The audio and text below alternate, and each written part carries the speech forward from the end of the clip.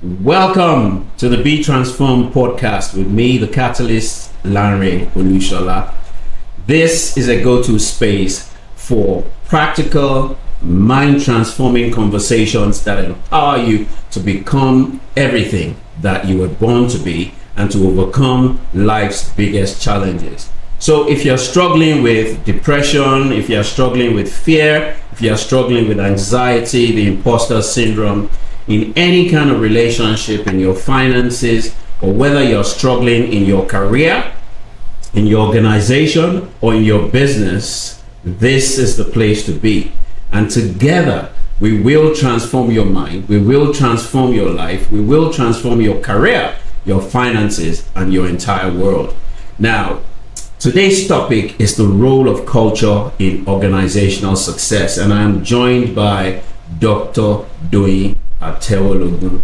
Now, Doyin is a chartered organizational psychologist. Let me take that again. A chartered organizational psychologist and global expert on leadership, on diversity, and organizational culture. So on this subject matter, she is the right person to talk to us. She's also the Dean of the Rhodes Scholarship at the University of Oxford in the United Kingdom. She's the founder of Delta Alpha PSI, and this is a consultancy that advances inclusion, oh yes, in top organizations, including FTSE 100 companies and the UK civil service. She is recognized as a thought leader. She has served on several boards and advised on several boards on diversity, and she continues to shape leadership and inclusion through her academic and professional contributions. Doyin, welcome to the Be Transformed. Thank you, Lanre. It is such a pleasure to be here with you. Thank you. I love your smile. It's very, very infectious. So as I see you smile, I'll keep smiling. Sounds good. Well, I love what we're about to talk about, so that joy is just emanating. Wow. So listeners, this is not just a podcast. This is a journey towards your transformation. So let's dive into it. Over the years, the last 10 years, I've done some in-depth research, and I've found out 50 fundamental principles and secrets of the world's most successful people. And my team shared those 50 tips and secrets and principles with you. Mm-hmm. If you were choosing your top 7, right, from a personal and professional perspective, and having worked with leaders across industries globally, which 7 would you choose and why? You know what? I love this as an opening question, Lanre. And as I was reflecting on it, one of the things that came to my attention is how my own kind of interest, my discipline, my background, my profession influenced the 7 that I selected. So as you said, I'm an organizational psychologist, and so some of the principles that I will share very much emphasize that whole idea around what does it mean for us as individuals to know ourselves, to be better, and to thrive. So I'll start with the fundamental one. For me, it is about knowing thyself. And knowing thyself, really is very much at the heart, I think, of anyone who wants to make an impact. We're speaking to entrepreneurs on this call, people who see themselves as leaders, and those leaders can be in anywhere, any sphere. And I will suggest that at the fundamental start, it's around an understanding of who I am, what are my strengths, what do I bring to the world, what are the things that make me unique, and what are some of my blind spots? And that gives me a sense of authenticity. It gives me a sense of identity. It helps me articulate to other people who I am and what I bring. But it doesn't stop there, because I want to then go to the next thing. The next one that I would recommend is emotional intelligence, because Because when we start with knowing ourselves, we need to move on to knowing others. And that is what emotional intelligence is. Emotional intelligence sometimes is referred to as EQ in comparison to IQ. IQ is more of that like cognitive, head intelligence, right? Emotional intelligence is how effective am I at noticing what's happening with other people, how they're responding to me, and how effective and impactful am I with regards to responding and reacting. I don't want to use that word reacting, because responding is a little bit more informed in terms of I'm noticing what's going on and I'm thinking about how I show up in response. I'd like to go on because you asked for 7. The next thing I want people to think about, right? Okay, you know yourself, you're thinking about your identity, your brand, what you bring to the world, you're knowing others through emotional intelligence, you're growing in terms of, who am I, what does it mean to have impact and influence in the world? I want to bring the idea of failure in. Ooh. Right? And I think that is right. I think it is so important, because sometimes we tell these stories of success, in the work that you've done in both kind of researching all of these, many of them well-known figures. For when we think about those well-known figures, we often hone in on all of the things they've excelled at, all of the things they've achieved and accomplished, and we don't tell enough stories about the journey to there. You've heard that, I'm sure you would have come across that famous quote that they attribute to Thomas Edison in terms of electricity, discovering electricity, right? Everyone talks about that one time I succeeded. They don't think about the 10,000 times I failed. Right? So I think failure is important, not just from an individual perspective, but also in terms of how other people feel inspired to follow leaders. And when we think about failure, it opens up conversations around a growth mindset. A growth mindset is key. That growth mindset, that sense that, I'm going there, but I will fall, I will trip, but I will get up again. Resilience. I will get up again. I will fall, that is okay, and I will get up again. And then I really want us to then land on this idea of goal setting.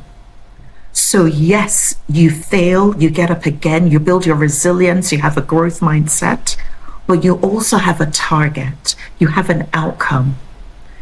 And again, when we draw on psychological research, that idea of humans being motivated by a goal is fundamental. It's one of the key tenets of psychology, that actually motivation, behavior is driven by having an idea of what you are striving for.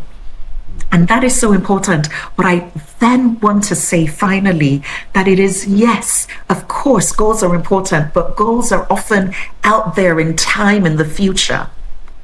But we all know this, that accomplishing those goals, like meeting that thing in the future, is dependent on everyday habits. So daily habit living in order to meet that long-term goal is another fundamental principle for leaders and aspiring leaders. Wow, this is profound, Doyin, because in NLP, neuro-linguistic programming, it says that if you want to replicate somebody's achievement, you've got to understand what drives them, their belief system, their thoughts, and their habits. It's absolutely impossible for you to replicate their results without modeling their belief system, their thought process, their routines, and their habits, but most importantly, the thing that drives them. And so what I'm saying to people that are watching this and are listening to this is, if you want to achieve and replicate what Doyin is achieved and what Doyin is succeeding in today, you have to take into consideration these 7 critical things. Number 1, authentic identity. Know thyself. Number 2, emotional intelligence. They say that 85% of success in every chosen field of endeavor is determined by how emotionally intelligent you are. You've got to fail, because success is a journey. and it's riddled with achievements and failures. You learn more from when you fail than from success. And a growth mindset. I mean, that is loaded. That is loaded. A growth mindset means that you have an elastic mind. Absolutely. You have an abundance mindset. Yes. You are not limited to anything. Yes. You believe you can be anything, you can achieve anything, and you can smash anything. And then in life, you're going to hit the brick wall, you're going to fall, you're going to fail. Resilience. This is one of the most critical skills that you need today. Resilience, spiritual resilience, emotional resilience, mental resilience, and physical resilience.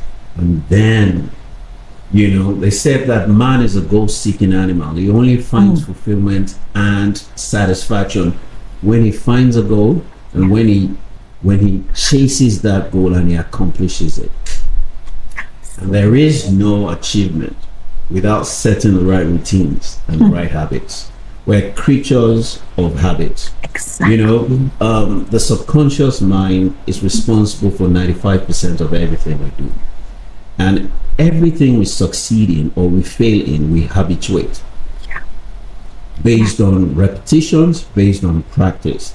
It's called the pathway of least resistance. We create neurological pathways. Exactly. And you've got to be able to create neurological pathways for yourself if you truly want to move from where you are to where you desire to be. So Doyin, thank you very much for those 7 powerful secrets and principles of success. Now let's get back to the topic of today, the role of culture in organizational success. How would you define the impact of organizational culture on overall organizational success? Yeah, it is such a pertinent question, and I think it's something that everyone who has a sense of kind of responsibility for a group, for an organization, should have at the forefront of mind. So let's even start with the basics. Like the basic is, what is culture? And some of the expressions that we hear, for example, culture is how we do things around here. So it is just the things, the practices, the symbols, the things we say, the things we do, the rules we pay attention to, the rules we don't, like just how we do things around here.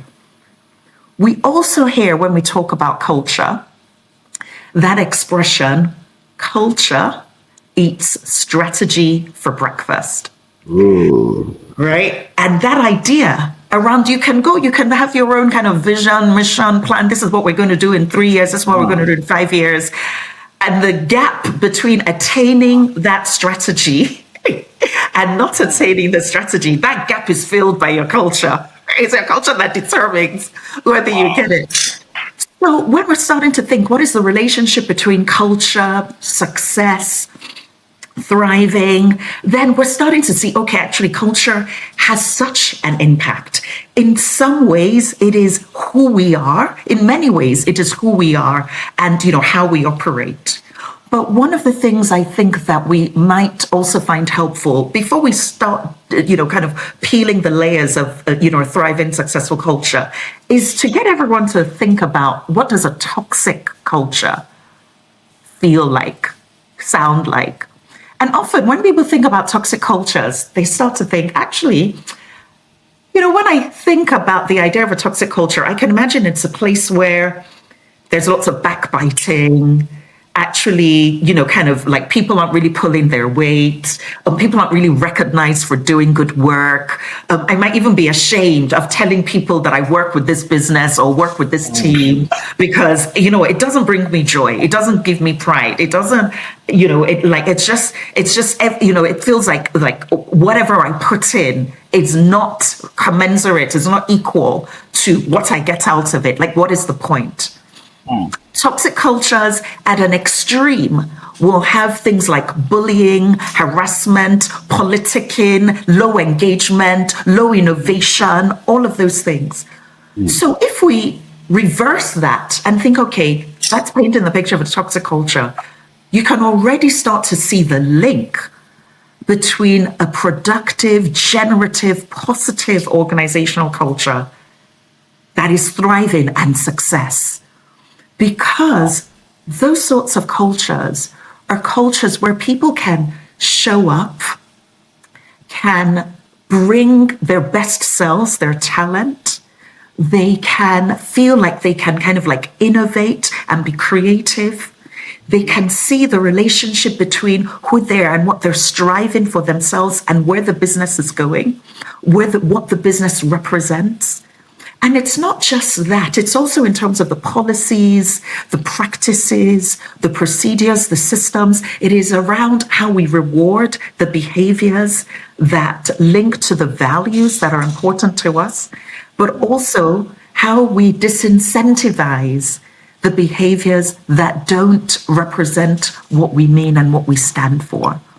So immediately, I'm hoping, like listeners are starting to get a sense of, now I'm starting to see the link between like a culture where people kind of come together and we build for good, for ourselves, for our customers, for potential employees as well, and comparing that to actually a culture, a toxic culture, where the energy is very different, the outcomes are very different. And so I know we have other things to talk about with regards to culture, so I will pause now and just would love your thoughts and reactions to that. Wow. This is so key. Toxicity. This is so important in today's workspace. There's so much toxicity in the workplace as if a very, very thriving culture. And what impact does that kind of culture have on productivity, on performance, on profitability, and outcomes of an organization quickly? Yeah, but so Lanre, these are all the things that we study as organizational psychologists, and the evidence is immeasurable. Wow. Where you have positive organizational cultures, where people can feel they can contribute, where they see the link between who they are, what they're doing, and what the business is doing, where they feel that they can make some mistakes and those mistakes will be supported, where they feel that their leaders are, effective role models with regards to what our values are. All of those things are linked to broadly that business adding value to its people, to humanity, to society. The opposite is linked to poor productivity, poor engagement, low retention, low value add. It is linked to many, many indicators of both individual negative outcomes, poor well-being, increased stress, individual outcomes, negative interpersonal outcomes. I've talked about bullying, but also low trust, low followership, as well as poor organizational outcomes, some of those things that I've said in terms of the bottom line. So toxic cultures are bad for everyone. So I think it is, one of the other things I want to say when we think about toxic versus thriving cultures is sometimes we think actually a toxic culture is very evident and very visible, that it will stand out. But I just want our listeners, particularly, like entrepreneurs who are thinking about building businesses that we want or building entities that we want to have sustained impact. I want them to remember that cultures also are micro. So when we think about an organizational culture, it is not this kind of big amorphous thing. Oh, well, you know what? A toxic culture, we can spot a toxic culture for miles. Everybody knows it, right? There are those small individual relationships, interactions that a line manager will have with their team, that the leader, a departmental lead will have with the different managers, that the senior leader, exec level, will have with the different departments that, that lead in, that report into them. So this goes back to the importance of the small everyday ways in which you respond to people with integrity, You respond to people valuing who they are. You respond to people understanding that they are an important part. They all have an important part to play in what you do. So I guess what I'm trying to say is, it's not, sometimes we can almost be like, no, we can identify a big, a toxic culture out there. It's not one of us. It could be inside the environment that you are fostering. And it's about really noting what is happening at those small levels. Wow, this is really, really deep. This deep. Let's go deeper, Doyin. Now, typically, right, what are the four most dominant types of cultures, right, that organizations are supposed to have or create? Indeed. So, Lanre, many people ask that question, that general question, and it's a natural question, I think, often to explore. And in some ways, you can describe some broad categories that businesses fall into, partly dependent on the kind of work that they do, partly dependent on the kind of people that they attract. So, for example, we can think of cultures that are maybe a little bit more kind of commercial, a little bit more control, but other cultures that are a little bit more kind of people-oriented or service-oriented. And, for me, I think it's important for us it's less helpful to think, well, what are the different types of cultures and what category do we fall into? And what I would encourage people who are leading businesses to think about is what are your values? What are the core values that you want to bring alive with regards to how your people feel, how you do your work, and how your clients and customers experience you? And that opens up possibilities for that authenticity, that sense that actually it is clear who we are and what we represent, and we can create systems and processes that are like in line with that are true to that, rather than thinking, all right, what are the different types of categories or broad categories we want to fall into? Wow. All right. Fantastic. Wow. So, when we talk about culture, right? If we looked at it from a perspective of the leader, what role does a leader play in driving organizational culture? Fundamental and ongoing. And I say fundamental intentionally because at the bottom, at the heart of it, at the foundation, whether you are a founder or whether you are someone who is, almost like a steward, for this time, I am holding this company and I'm going to pass it on to other people. Whatever your take, you are the one that decides the ways in which particular behaviors are supported and particular behaviors are challenged. One of the expressions that we use when we work with leaders is the idea of the shadow you cast. Leaders cast a shadow. I was working with a client a little while ago, and I was speaking to her. So this was a mid-level manager who was I was coaching her, and we were just talking about like the organization culture and her experience at work. And one day she said to me, how are things going? And she said, this was in pre-pandemic times when everybody was going into the office. She works for a large UK civil service organization. So there are thousands of people in the business. She said she was just walking down the corridor, about to go up the stairs. And one of the senior civil servants, so top senior civil servant responsible for her part of the civil service, let's say her name was Drucker, just walked past and said, "Hi, Drucker," and continued on their way on. Drucker came to me and said, "Wow, that one interaction, that senior, that the fact that this guy saw me, knows me by name, said hello to me. For her, it was just such it was just a moment of being Wow. seen, a moment of belonging, a moment of, low hierarchy. And Jumoke will remember that story. Let's say the leader's name was Ifeanyi. Will Ifeanyi remember that he said, hi to Jumoke? Ifeanyi is doing what Ifeanyi needs to do. But the impact it had on Jumoke, for her to come and tell her coach later on to say, you know what, Ifeanyi saw me today.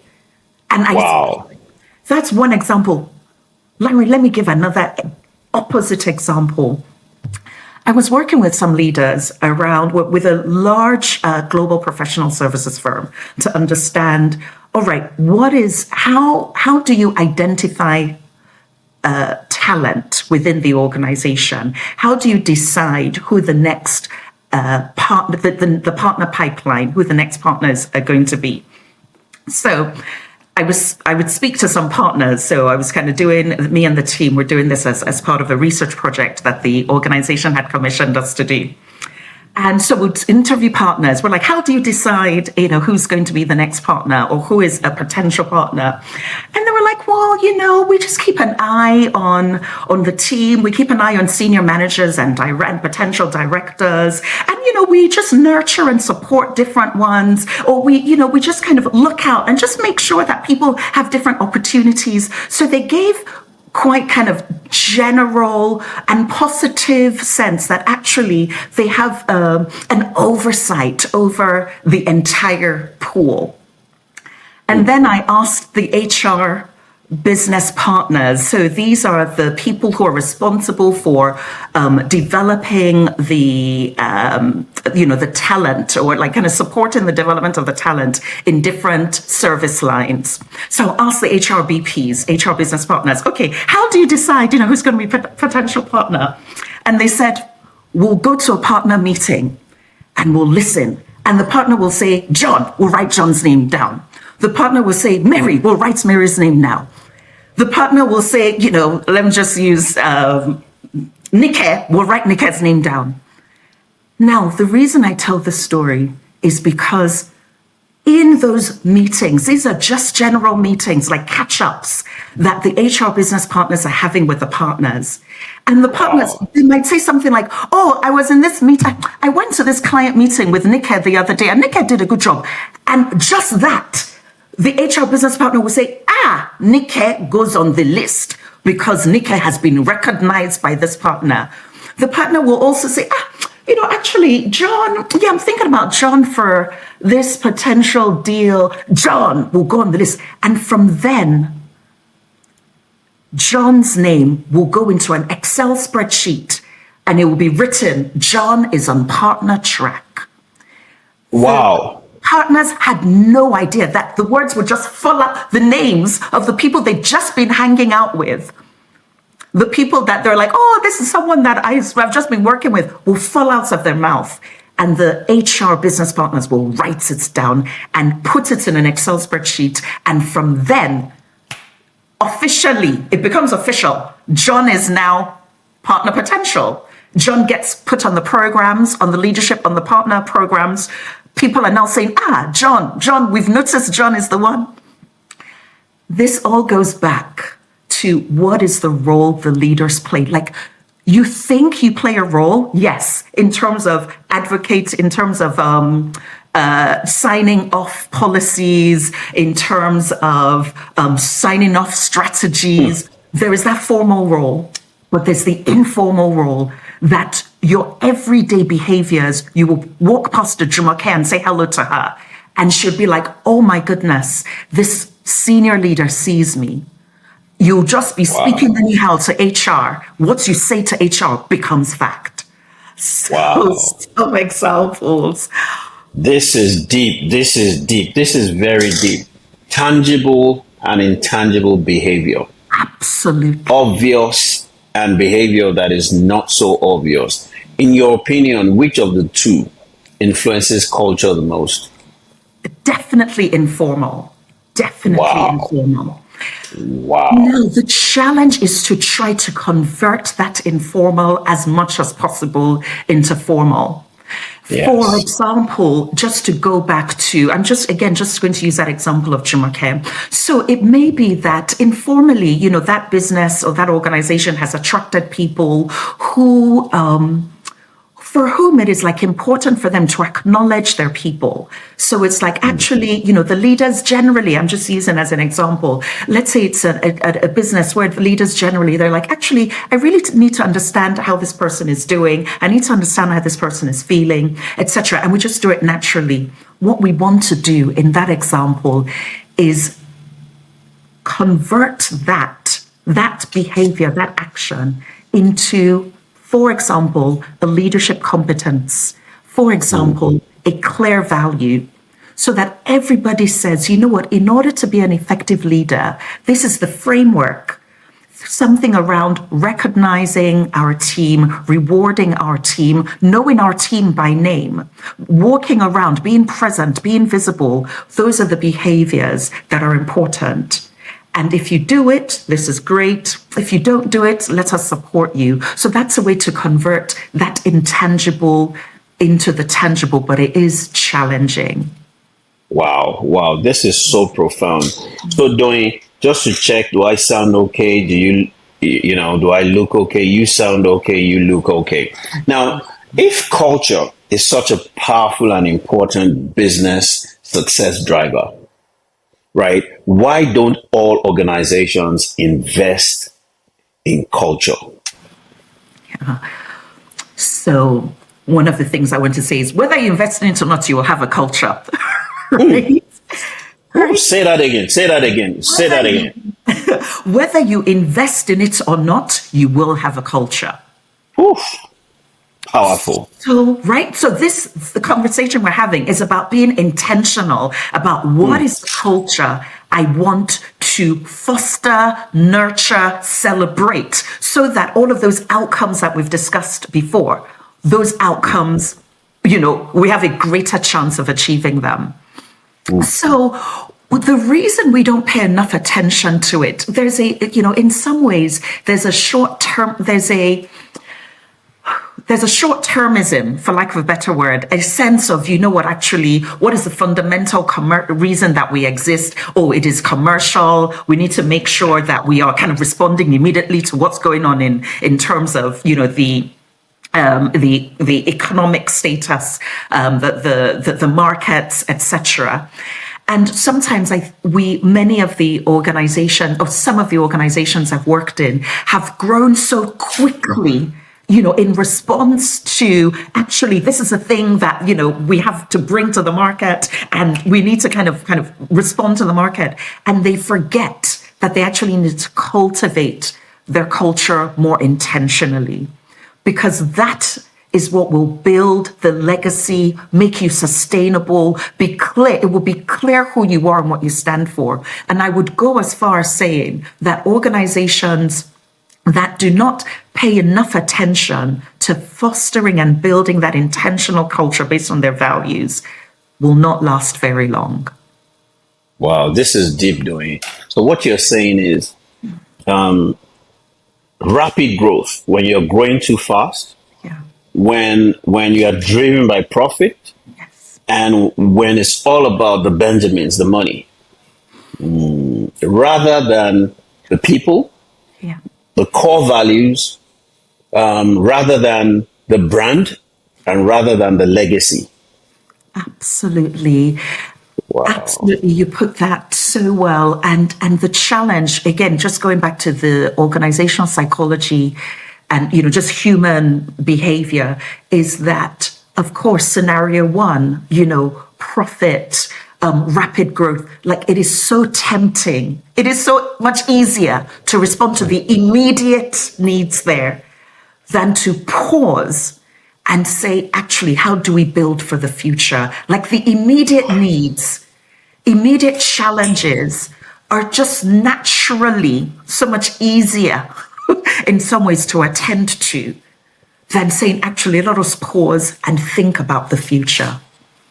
Wow. Wow. Wow. If you want to build an organization that lasts and outlives you, you've got to delay gratification.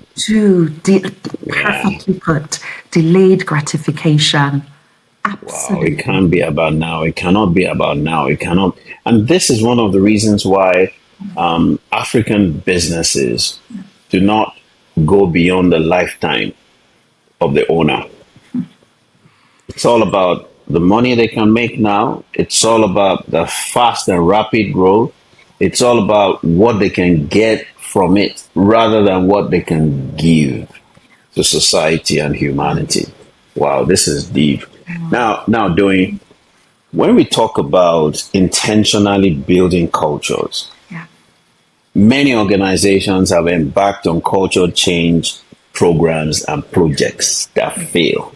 Yeah. They fail.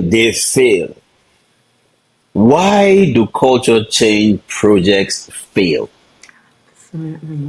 As an A part and as a B part, how do we embark on a culture change program that succeeds? What would you say are the critical 5 elements, for a successful culture change program? Yeah. And why do others fail? Yeah. I love those questions. Those are questions, again, that, we help clients in solving. And I'm going to come back to what I'm about to say, but I'm going to say it intentionally first before I say it at the end. That question, why did we fail, is a critical question that not enough people ask. That, I mean, if you have tried this in the past, if you have tried this recently, don't jump on, the next bandwagon. Oh yeah, we need to do another series of transformation. Just pause and said, what was it that got in the way of us achieving the thing we wanted to achieve? Because that will already start giving you insights in terms of the things, the barriers or the blind spots or the loopholes, etc. that you need to, whether it is we did not give it enough time, we did not give it enough resource, we don't really believe in it. So external actors or activities influence. Find the answer to the question, how did we get in the way of ourselves achieving this thing? And that then gives you some guidelines for your organization, for your people, for your, initiative with regards to these are the things we need to mitigate against. These are the things that have stopped us before. So I think that is really important. So like I said, I'm going to come back to that, but it's always like, how did we get in our own way at the beginning? Now, the other thing I want to say is, and I've hinted it, but it is so important, it is the why. You've also mentioned that in terms of like what is driving, an individual to accomplish or to achieve something. It is very important to understand the why of the change. And not only is it important for me to understand why the business is doing it, but what is my role? Why am I doing it? So I sometimes talk about the 3 whys that leaders need to talk about. There is my why from a leadership perspective. So, something like, Lanre, I think the future, when I think about the future of, company ABC that we both belong to, I really think it is important for us to be a beacon of light and productivity and success on the African continent. And I think this, for me, like being able to stand up for a business or have a legacy of being a beacon of light and hope, in terms of success and innovation on the African continent. So, Larry, I'm imagining as you're listening to me, like, oh, actually, Doyin, I get that. I see why this is important to you. And we're working, let's say, you are one of the team. You're starting to say, actually, this makes sense to Doyin. So it's not a thing that she's just saying. It's not a thing that's going to fall by the wayside. Her why is compelling. It is clear. It is articulate. It is authentic. I said there's 3 whys. There's my why. Then there is your why. I need to be able to give you space and time through my own conversation, through information I give you, through you having your own time to say, actually, why does this change? Why is this goal? Why is this outcome? Why does it matter to me? And I would say, like, providing space and time, it might be, for example, you work with your own team to say, okay, this is where the business is thinking of going, or, I had this conversation with Doyin as an example, right? This is where we want to, she talked about beacon of lights and hope. That's the thing that's driving her. But, what is important? What is the work that we do? And it might be knowing that your team is around providing excellent customer service. I'm just using that as an example. And actually, let me convert that excellent customer service in terms of us being the best at what we do in terms of customer service. That's what our team is responsible for. Yes, that's how it fits. So you've moved from Doyin's why, like the leader's why, to your why. The third why is our why. It is our collective why as an organization, our values, our hopes, our aspirations, our culture, and where there's an alignment between my why, your why, and our why. Our why. Our why. Wow. So I think that is one of the fundamental things. And then, of course, depending on the organizational structure, depending on the degree of change, there is just something around being realistic about how much time change takes. I work with some organizations who think about, as he said, for example, we might say when we think about our senior women or our senior leadership team, we have, for example, 80% men and 20% women, but in terms of the group be leading to that, middle manager, it's 50-50. So they might say, okay, we want to go from 80-20 to, 50-50 to reflect the pool before. And then they might say, okay, we're going to do that in 2 years. We're going to do a change in 2 years. I'm like, you might need a little more time for that, because you need to think about, again, attrition, retention, performance, feedback, appraisal. There's a bunch of things you need to think about. So just being a little more realistic. I think it's great to have ambitious goals, but being a little bit realistic and resilient. Realistic and resilient. To go back to what we were saying, there will be starts and stops. Build starts and stops into it, and always come back to your why. Absolutely. And then let me end with how I started. When you see that you're not making the progress you hoped, just stop. Is this thing still important to us? It is. How are we getting in our way? That will give you more ideas for what else you need to do. This is so critical.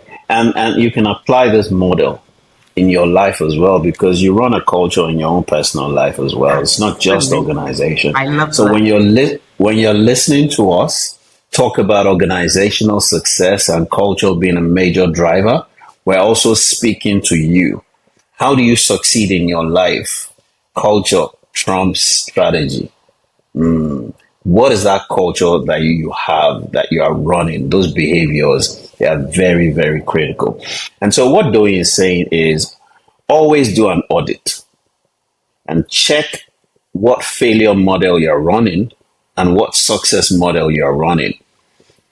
Failure is feedback, and that model gives you feedback and tells you what you can change, what you need to do differently, what you're doing that is working against you. And your success model helps you identify what you're doing right and what is working for you. Without that, it'll be difficult for you to know the routines and the behaviors that help you succeed. And it'll be difficult for you to know the routines and the behaviors that cause you to fail. Exactly. If this is all we're taking away from this conversation today, honestly, guys, I think it was Albert Einstein that says that an unexamined life is not worth living. We've got to constantly pause to examine and audit our lives. What is working? Absolutely. What is not working? Yeah. What aren't I doing? that I should be doing? The people that are succeeding, what are they doing that I can replicate and I can model? We live in very volatile times, unpredictable times, complex, ambiguous times that's leading to real challenges, personal and corporate. And this is so key in this very volatile times. Doing, what are the things that we need to focus on in this, complex times? What are the things that, as leaders, as individuals and organizations, we need to focus on? Because the external factors are dynamic, they're changing. The industry demands are constantly changing. Roles are constantly changing. Absolutely. What are the key things that we need to focus on so that we can maintain a success trajectory? Amen. I like that. Amen. I love that. Yeah. Deep stuff. Deep stuff. And, I loved what you said at the beginning, where you talked about dealing with well-being and confront and being very explicit about taking care of your well-being, about naming well-being strategies. So let me just start with that. I think in the world, we're getting better at prioritizing mental health, but I think we can continue to do more. So I just want to take a moment to say, prioritizing your mental health in the middle of that dynamism, in the middle of the pressures, in the middle of the responsibilities, in the middle of that sense, you might even, many of us sometimes, I think even recently, bearing in mind what's happening in the US politics, might feel like, oh my gosh, what is going on? And, like that sense of like, I'm losing control. Where is the world going to? And so I just really want to reiterate, and in a context where, we both grew up, where there is understandably a strong, necessarily hustle mentality, a strong sense of kind of responsibility of family, like all sorts of things. There's so much out there. Focus on yourself. And I want to just say one thing on that well-being that I just want to encourage people to think about. You talked just now, we've talked about the importance of just daily checking in with oneself. And I want to extend that daily checking in to a daily practice of gratitude. Research shows that is one of the very simple things that you can do to improve your well-being. So if, for example, every morning or every evening, you name 2 or 3 things that you're grateful for, it doesn't need to be epic. It doesn't need to be big.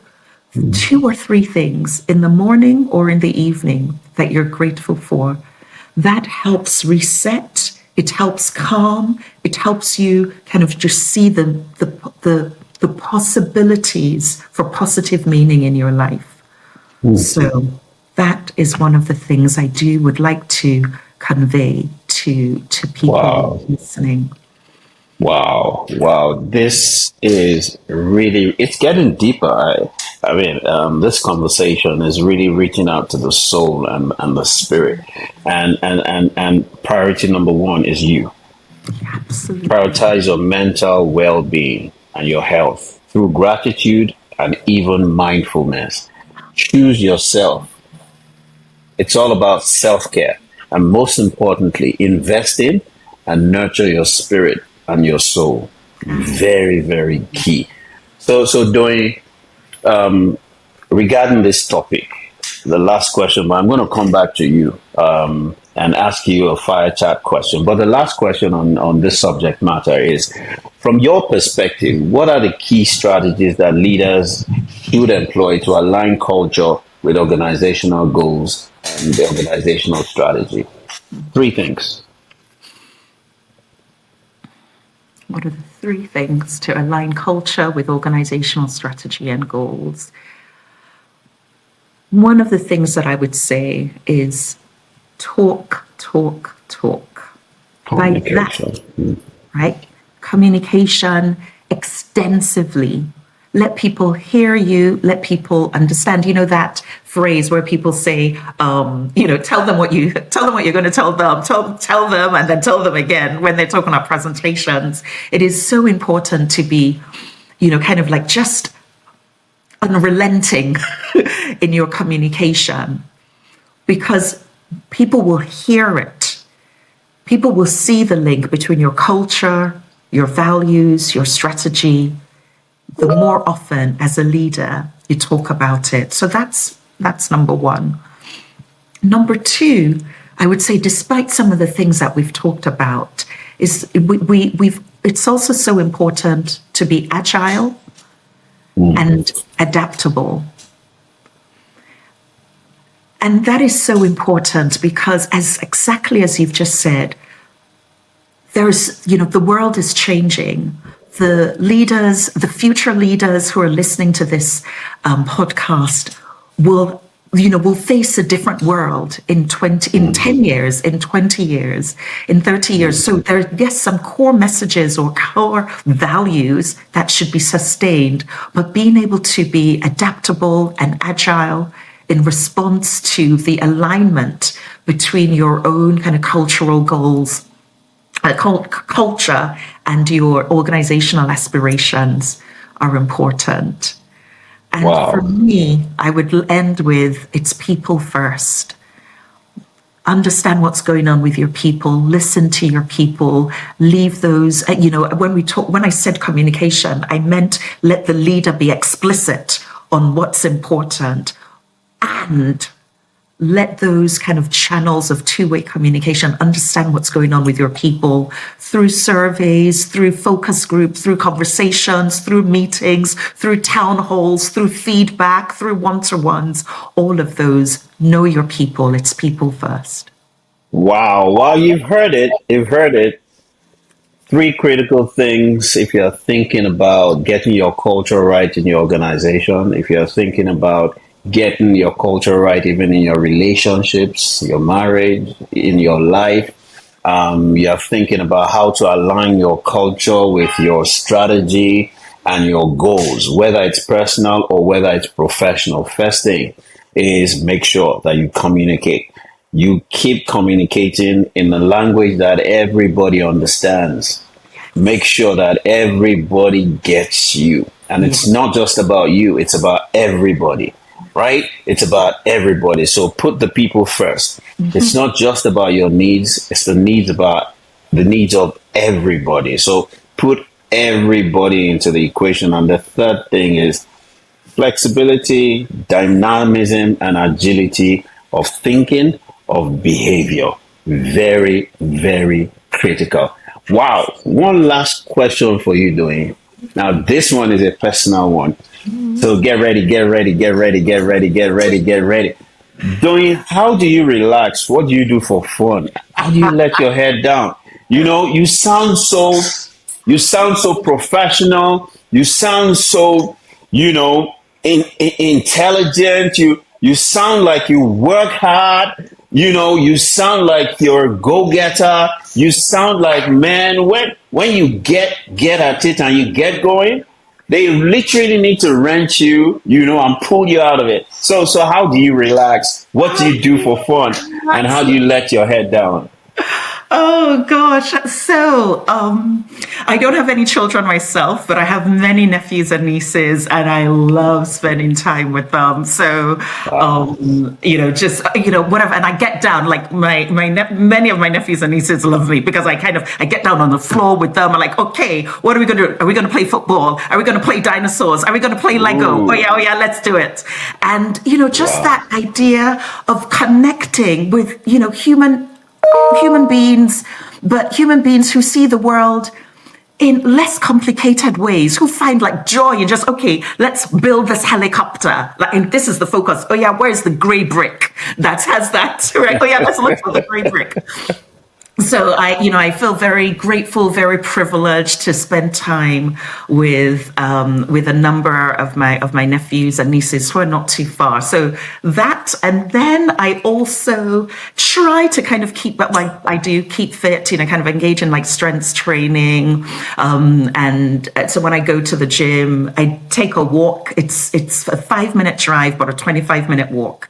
And Wow. I take the time when I can, as often as I can, 3 times a week at the end of the day, to do that walk, not to get into the car and drive, but to actually walk there so I kind of decompress and kind of focus on my body rather than just focusing on the mind.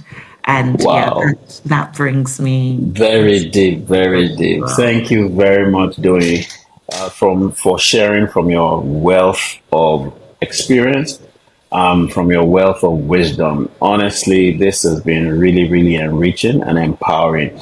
And I pray that the listeners are thanking you. And as a result of this podcast, their minds are transformed and their organizations and their businesses are completely transformed. Remember that this is the Be Transformed tribe. Remember that transformation begins with a renewed mind. So if you found the conversation we're doing, of value today, don't keep it to yourself. Make sure you share it. Make sure you subscribe to the YouTube channel. Make sure you catch the audio on Spotify and Apple or wherever you listen to your podcast. But it's important that you keep transforming lives. You keep transforming minds. And this is the reason why we're here. This is the reason why we do what we do. I am a transformer. Doyin is a transformer. And you out there that you're listening to us, you're also a transformer. Doyin, thank you very, very much for tuning in. Thank you for, sharing with us from your wealth of experience.